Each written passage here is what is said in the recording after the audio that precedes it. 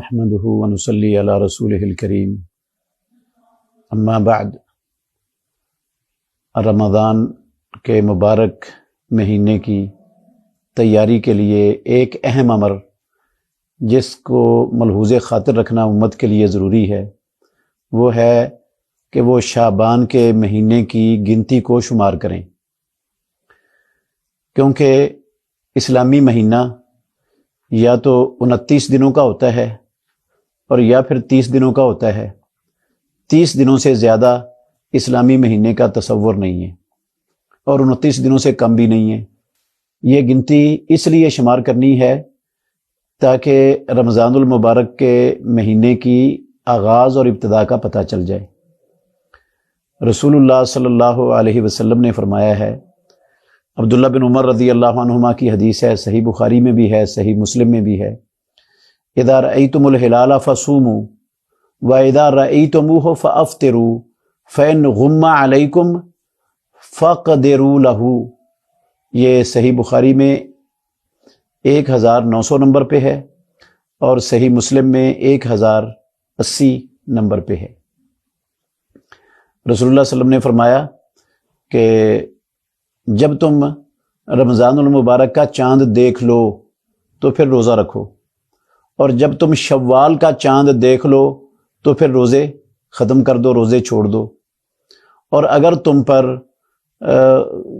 جو ہے نا وہ گرد و غبار ہے یا آسمان پر بادل ہیں، چھپا دیا گیا ہے تم سے چاند کو، تو فقدروا لہ، پھر اس کے لیے مقدار کا اندازہ لگاؤ۔ اس لیے چونکہ رسول اللہ صلی اللہ علیہ وسلم نے کہا مقدار کا اندازہ لگاؤ، اس لیے میں نے یہ کہا ہے کہ یہ امر ضروری ہے کہ امت وہ شعبان کے مہینے کی گنتی کو شمار کرے۔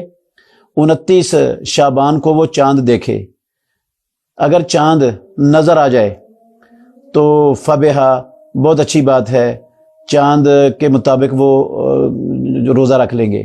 اور اگر چاند 29 کو نظر نہ آئے تو فقدروا لہ کا معنی ہے پھر شعبان کی گنتی کو 30 دن کی مکمل کر لو۔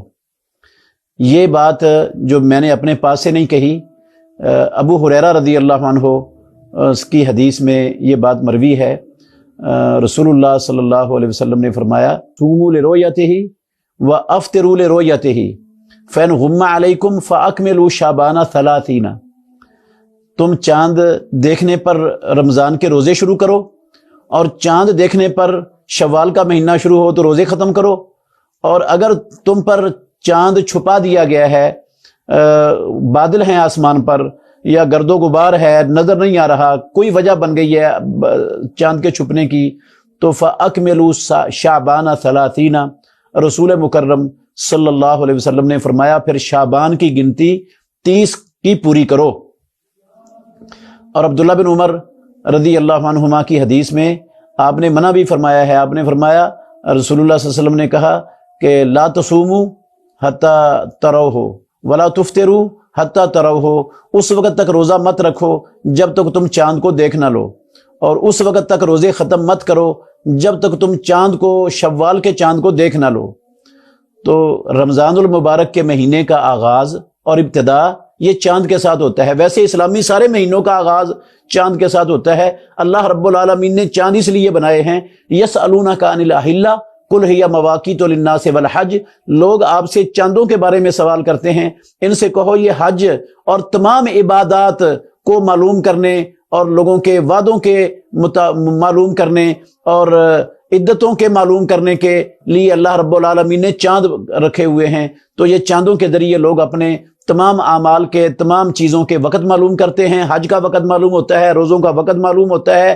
یہ اسلام نے اس کی بنیاد چاند بنائی ہے، اور کسی قوم کے پاس ایسی کوئی چیز ہے ہی نہیں ہے جس سے ان کے مہینوں کی گنتی کی، ان کے مہینوں کا آغاز اور انتہا ہوتا ہو۔ یہ صرف اسلام کا شرف ہے کہ اس کو ایک ایسی چیز پر اس کا بنیاد رکھی ہے جس کو ایک پڑھا ہوا انسان بھی سمجھ سکتا ہے، ان پڑھ انسان بھی سمجھ سکتا ہے، جس کو جو ہر ایک کے لیے سمجھنا بالکل آسان ہے، اس پر بنیاد رکھی ہے، وہ چاند ہیں۔ تو رمضان المبارک کی تیاری کے لیے امت پر لازم ہے کہ وہ شعبان کی گنتی کو شمار کرے اور چاند دیکھنے سے روزہ رکھے اور چاند دیکھنے پر وہ روزے ختم کرے۔